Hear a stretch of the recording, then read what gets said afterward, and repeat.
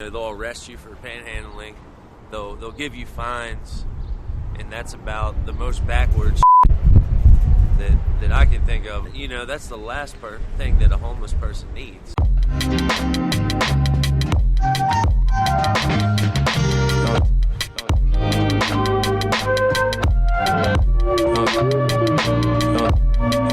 So here we are in Catonsville, Maryland.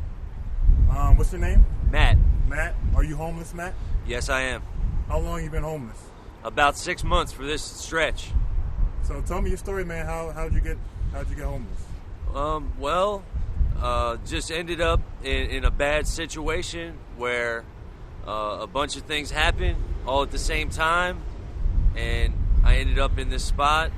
I was working, and I had lost my job, had family issues, and just it was the perfect storm, and that's how I ended up here. Where were you working? The last job I had, I was working at a mattress factory in Hagerstown called Temper Sealy, and I've done all types of jobs.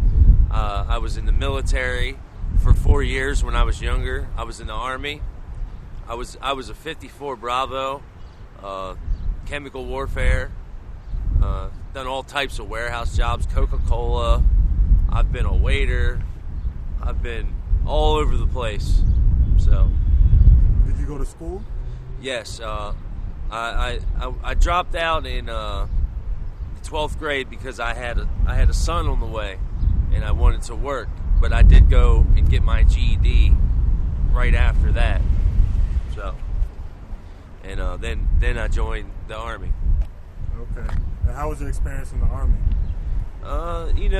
It a lot of good times and a lot of bad times. A lot of fun.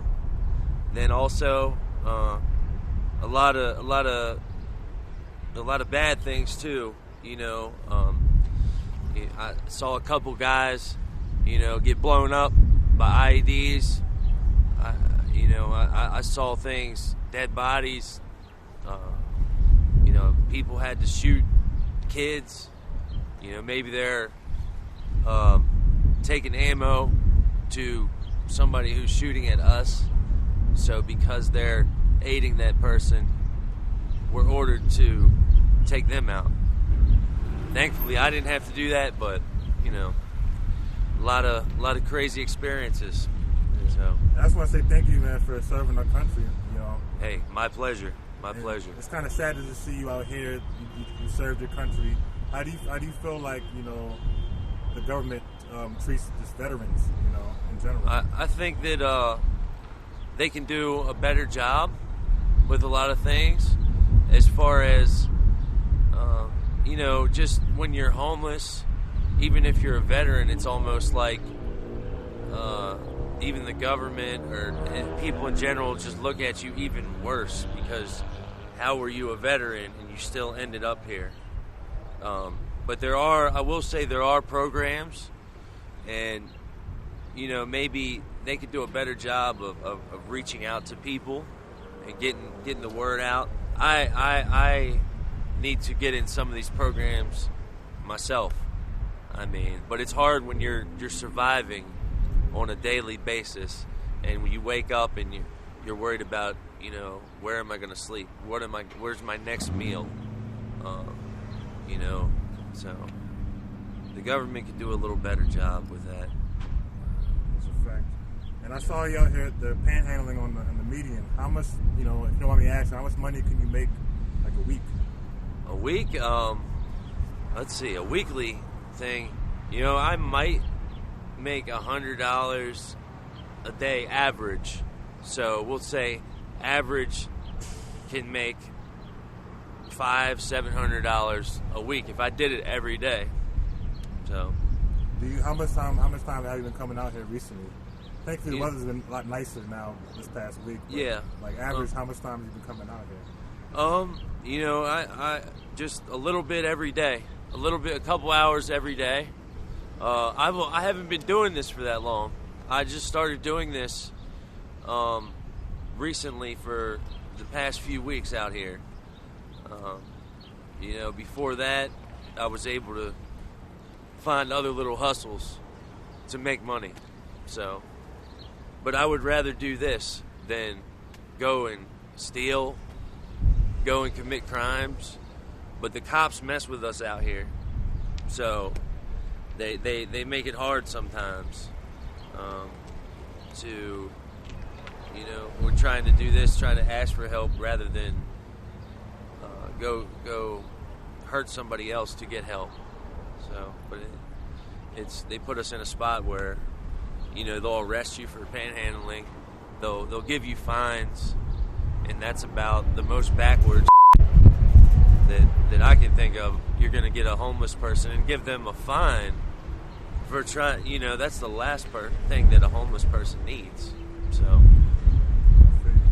how do the pedestrians treat you? How does people treat you in general when you're out here working?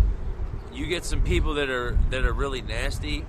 You get people that are like, oh, you know, get a job, and they don't understand. You don't have an ID. There's transportation. How do you bathe yourself? You go to an interview. Some of us have warrants. So you get people that are like that. Then you get some people that are really nice, that do have a heart. I have people that know me from being out here a little bit, and they'll come by and bring me food. I have like regular people that come by and help me out. So, you know, you have a lot of good people here in Catonsville. In the Baltimore, in the city area, you know, it's a little rougher. I tried panhandling there, and you don't get as much help there. So, but this is a pretty good area. What does this sign say? Okay, it's a homeless veteran. Anything helps. God bless. Just keep it short and simple, because people only have so much time at that light. Yeah. So, you know, you don't want to have as much as you like to tell them your whole situation, they don't have time to read all that. Mm-hmm. Most of the time, people aren't even going to read the rest of the sign. They just see homeless, or they just see the sign in general. Mm-hmm. So, like, when I see, like, you're just there sitting down, you're not necessarily, like, walking up and down. Do you usually just sit there with your sign and let people come to you, or do you like to, like, walk around? I sit down sometimes, but a lot of the times I'll wait till the cars fill up, you know, and then I'll walk through. I'll sit down and I'll wait till walk through them. So, because I don't want to. Say if there's 3 cars, I don't want to get up, walk past 3 cars, then I'm standing there looking stupid. So I wait till, And what do you do, like, to keep positive throughout the day? I know. I can imagine how this is for you. What do you do just to keep positive? I mean, I guess being through the things that I've been through, having been in the military, and I've had a lot of hardships in my life, a lot of family stuff. You know, that's kind of taught me how to get through things, and just I try to take it one step at a time, and I try to, you know, be grateful for the little things that I do have. You know, food to eat, just little things like that. And I mean, a lot of the people out here, you know, being in this situation, they turn to drugs, they turn to drinking to get by. And you know, you got a lot of people that are mentally ill. So I mean, when you're out here, I can't really blame a person for turning to things like that. I can't blame them. So, you know, like, what do you have, like, any words of? So, where do you see yourself? Where do you want to see yourself? Where do you want to be in the next couple of years? I mean, I definitely want to get out of this situation. I have an 11-year-old son. I was never out of his life up until this little stretch here. I want to get back in his life. I want to get back to working like I was, and you know, get a house. And you know, I don't want to be out here. I don't think anybody really wants to be out here, but it's hard. It's like you're in a hole, and you know, it's really hard to climb out once you're so deep in that hole. So, but I don't want to be here, you know. Don't want to be here. Do you have any words of advice for the world? Anything you want to share? You know, I'd say that just people need to treat other people how they would like to be treated, and don't judge. Don't be so judgmental of people, because you don't know the hardships that they've been through. You don't know how they ended up where they're at.